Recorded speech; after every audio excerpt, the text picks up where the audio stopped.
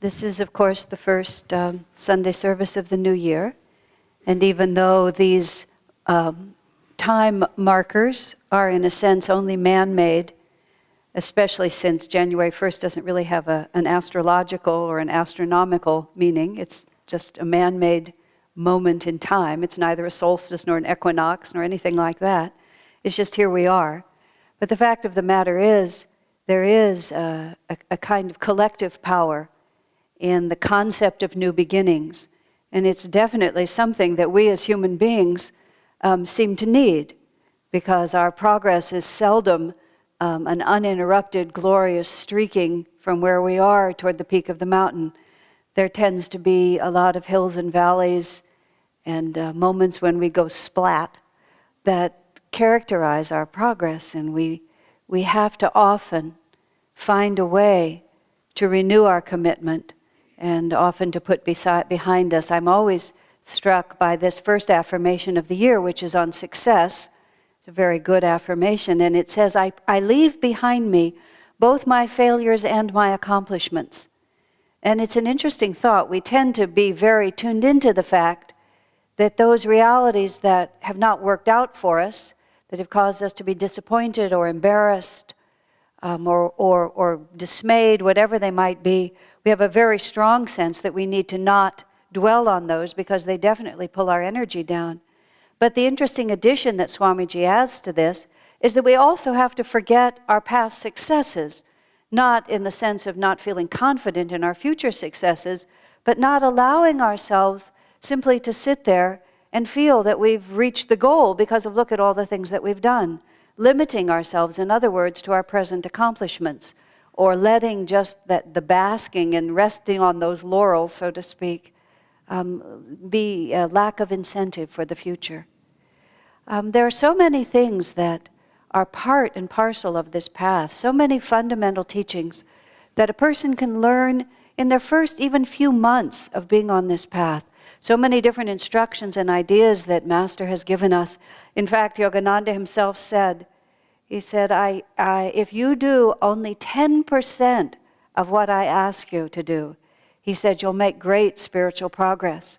And then he said, the difficulty is everybody does a different 10%. And that's why he has to offer so many choices. So very often through the years of spiritual progress, or through the months or the weeks, depending on how you are on your own evolution in this, different aspects of it will suddenly sort of vividly come to your mind as being something you should concentrate on now. Just one little facet for those who are disciples, we have a whole line of gurus. People tend to form their first relationship with one or another of the masters, often Yogananda, or you may come in here with a close relationship with Jesus or Babaji. And then there's always this thought lurking that there's this whole line of masters. I remember at one point, I lived alone at that time, this was in the early 70s, and my bed was under a sort of window ledge, and on that window ledge I had a photograph of each of the masters in a frame. And one time in the middle of the night, for no reason at all that I can imagine, the photo of Babaji flipped off the wall and landed upright right on my chest, which I was not dumb enough to not understand. I thought, well, maybe there's something in this for me. And I began to just communicate more, think more about Babaji for a time, until over the days and weeks he became more real to me. Swami Kriyananda tells the story of giving a talk at a bookstore. I think it was the Bodhi Tree in Los Angeles. And they have pictures of a lot of great saints and masters up on the walls there. And Swamiji's subject was finding your spiritual path. And he was saying, you don't have to be anxious about this. When the time is right, when the disciple is ready, the guru will come to you. And right at that moment, a man who was sitting in the back, he hadn't realized he was sitting under a portrait of Satya Sai Baba. And again, the picture came off the wall, flipped over, and landed upright in the man's lap. And to make it more so, he had been trying to decide whether or not to go to India to see Satya Sai Baba. And he just sort of looked at the picture, and then for the rest of the talk, he was clutching it to his chest like that. Swami Kriyananda tells the story of feeling compelled by some inner power when he was in New York City in 1948. He had glimpsed Autobiography of a Yogi. He'd seen Autobiography of a Yogi on a bookshelf, but had neglected to buy it at that time.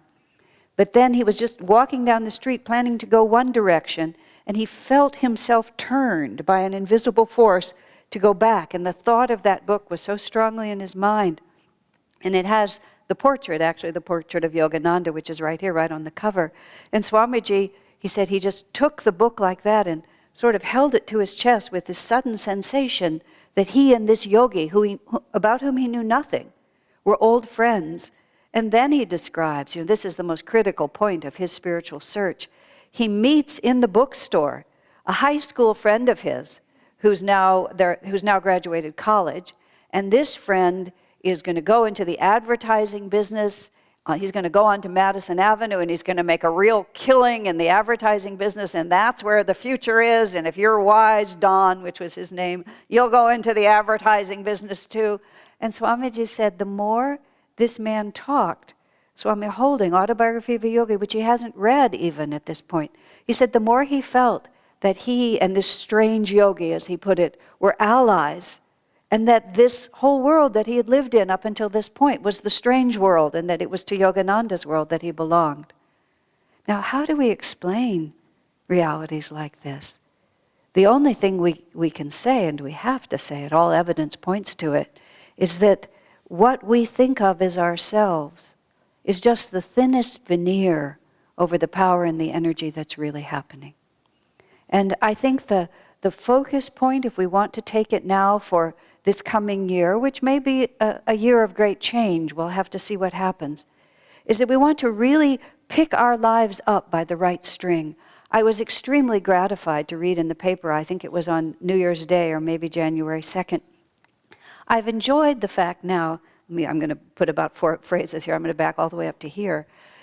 Living as I have now for almost 40 years in the context of Ananda, and for a great deal of that time, in one way or another, I've had what I consider to be the extraordinary privilege of speaking to people, not only those who have been on the path as long as I or longer, but many people who are new, and trying to bring these ideas that Yogananda brought, that Swami articulated so beautifully, that have been lived in these Ananda communities, to the awareness of people who may not have thought of them, and then even more than that, to make them attractive. Not for any sense of it's up to me to save their souls or anything on that level, but just out of what Swami calls the desire of joy to share and to expand. This has been so meaningful to me and to so many I know. There's a desire for joy to expand itself. And yet, of course, the world has not always been entirely congenial to these ideas. Let's just say that mainstream culture has a lot of different priorities other than Sri Ram, Jai Ram, Jai Jai Ram. It's not exactly what they're thinking.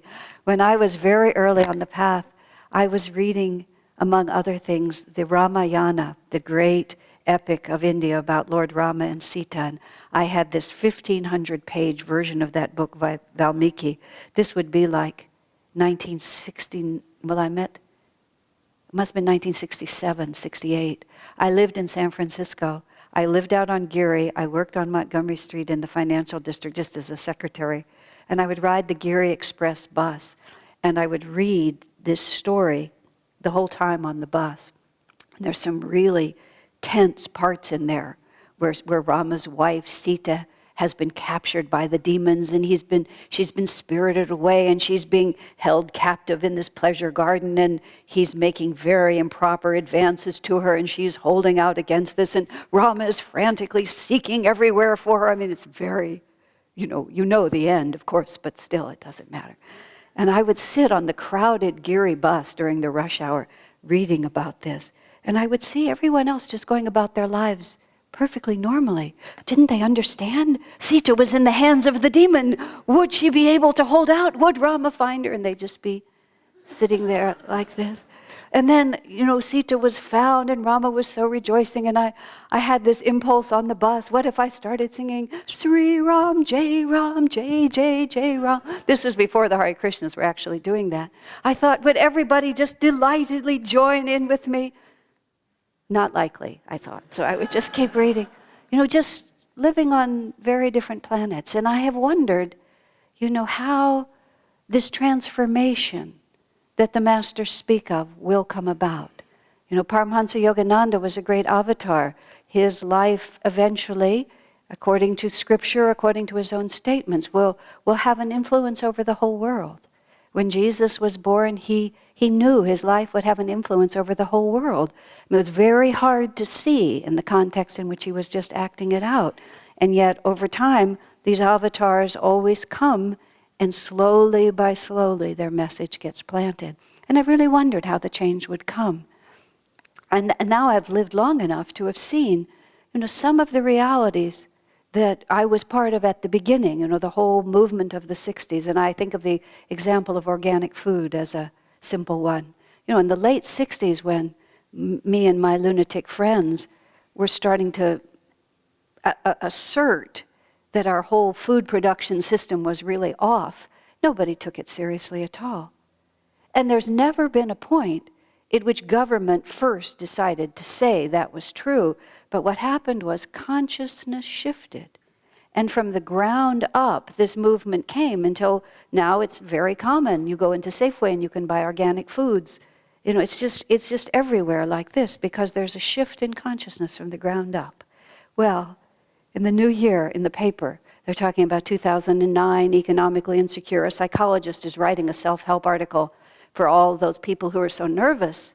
And then there's 8 points or 10 points. The last one is, I love it the way he phrased it, this would be a good time to develop an inner spiritual life. I think, yes, that's it. This would be a good time to develop an inner spiritual life because we may be dealing with an all-pervasive insecurity. It's not going to be enough just every Sunday to go sit somewhere for an hour and have somebody tell you that maybe it's going to be all right. But, a teaching that doesn't really necessarily know it's going to be all right. This would be a time to have an inner relationship with the power and the presence of Spirit. Now, the Gospel of John makes this extraordinary statement. In the beginning was the Word, and everything that was made of this Word. And there is no other reality but this Word. And all things that were made, we are one with the Word of God. Now, the Word of God does not mean the physical Bible. It'd be sort of hard to see us all made out of pieces of paper and bits of leather. It doesn't make any sense like that. But when we read in the Gita, and we read as we have from the self-realization side, we learn about the all-pervasive vibration of Om, which is this great sound that you hear. The elements of creation are sound and light. The Christian Bible says at the very beginning, the Old Testament says, and the Lord said, let there be light, and there was light. And then again, when we go to the Gita, when we go to the Vedas, it talks about the manifestations of spirit, of which light and sound are the building blocks. Then we have Master who comes to us, and he says, meditate, look to the spiritual eye, see the light of the divine self. Meditate and listen inwardly and hear the great booming sound of Om merge into that sound. Now, what we usually think of, and this is the way the human mind tends to work, we tend to sort of see ourselves going about our little lives. Here I am, and I have all my little duties, and you all have all your little duties, and we're all so busy, aren't we, on our little telephones and our little emails and our little lives, and huff puff one more day, and then we finish one more day, and then huff puff we have another little day, and huff puff we have one after that, and it just goes on and on and on and on, doesn't it? And then we try to sort of bring into that something of the Spirit. We'll meditate, we'll have our chants, we'll listen to music, we'll listen to Swami speak, but the orientation we tend to have is we see ourselves first in this ego-identified way, and then we try to sort of reach up and bring a little of the Spirit into it.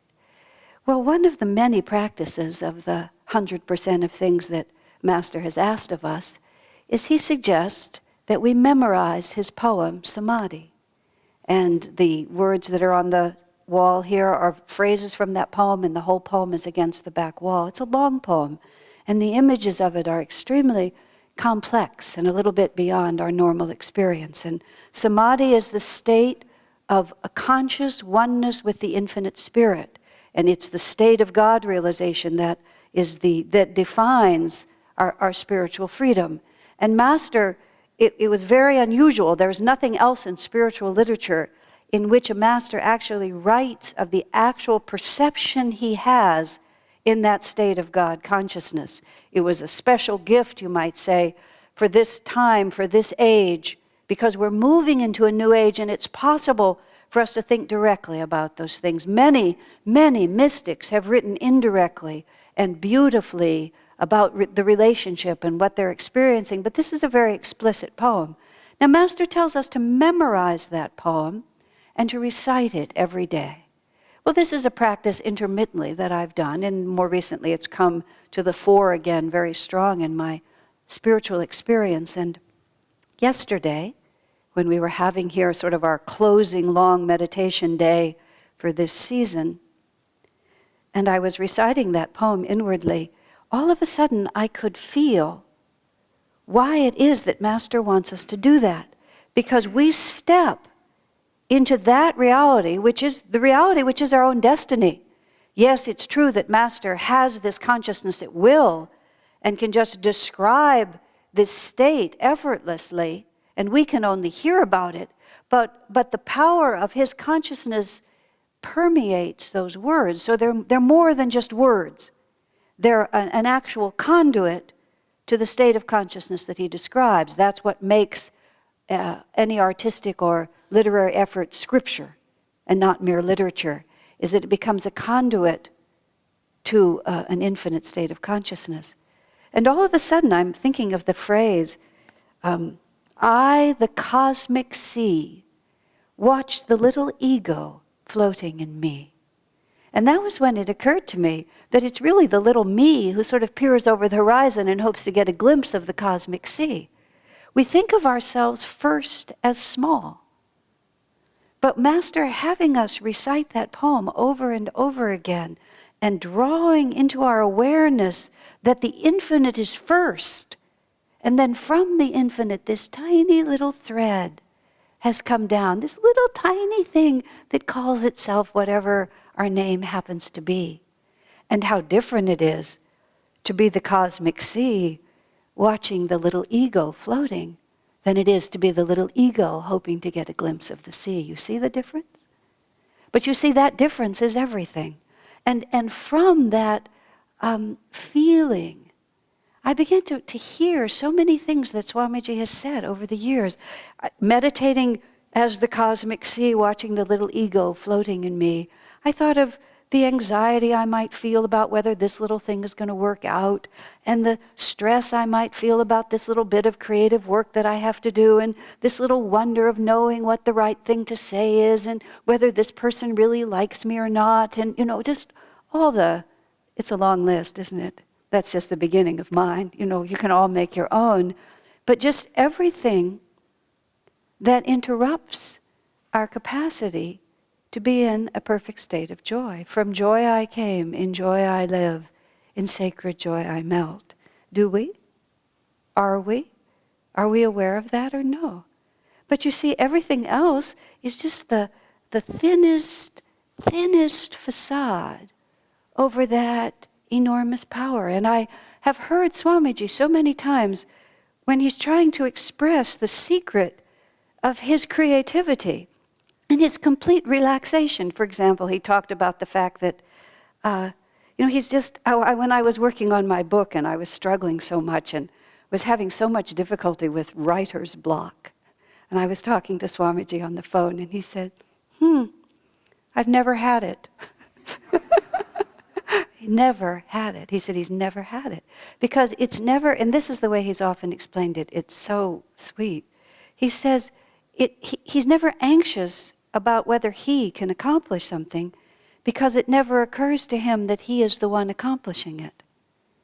His thought form is always that, well, Master can do anything through me. God can do anything through me. The infinite creativity can express whatever is needed. And his thought form is not about the little I and how it's going to function. His thought is only about what needs to be done, and here I am willing to do it. A friend once who had a strong sense of a personal need to be artistic, and against Swami's advice, felt that that person felt they needed to leave Ananda and go somewhere else because they needed to be able to write music and poetry and these things that they wanted to write. And he was trying to justify his feelings and saying to Swami, who's so creative, you know how it is. Sometimes you just feel you have to write a song like that. Swami said very calmly, no, I never feel that way. And the man was completely bewildered, but you've done all this work. And Swami said, I never think about I need to create something. I think about how a certain creation might be needed in order to serve people. And then if it will serve people, I ask God to help me to serve them. You see how different that is? But you see, then you're also standing back in this great ocean of spirit. What does the great ocean of spirit need to do to share itself with others, to uplift, to help, to bring joy? It's all about, well, one of the first principles of the Ananda Sangha is simply this. There is one all-pervasive reality, Satchidananda, ever-existing, ever-conscious, ever-new bliss. And because we all emanate from that same ocean of spirit, we are bound together in bonds of mutual service. That's such a magnificent phrase. I've meditated a great deal on that, mutual service.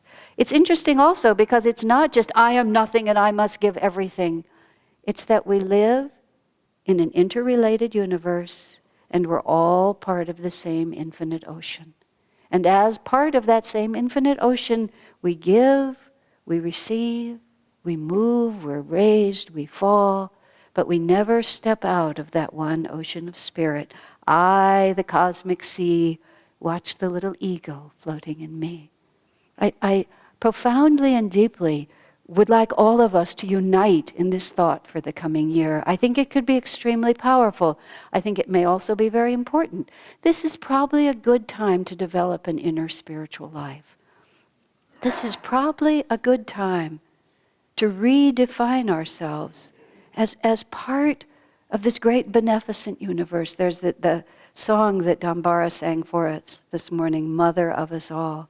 Mother, all your children call you, knowing not it's you they call.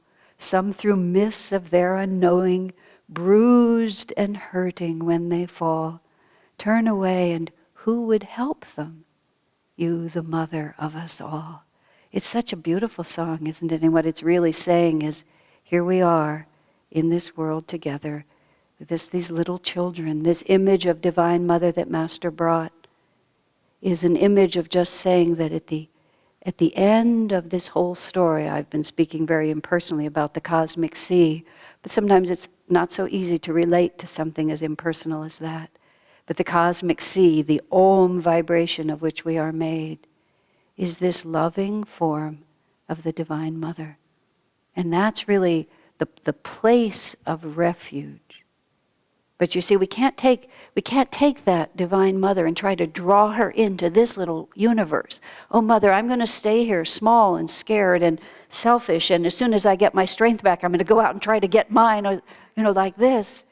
It has to be that we step out of that little place and walk into the arms of that Mother and are willing to say, all right, Mother, it's just me and you, and you're in charge.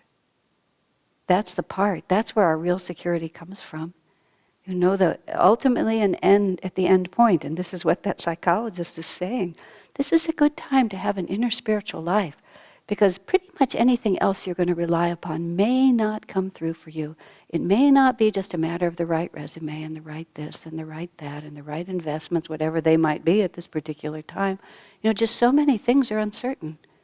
But the only certainty is going to be to transcend it in the understanding that I am just the little ego floating in this cosmic sea, and if I open the door to that infinite spirit and ride that wave holding my Mother's hand, wherever it takes me will be exactly where I want to be.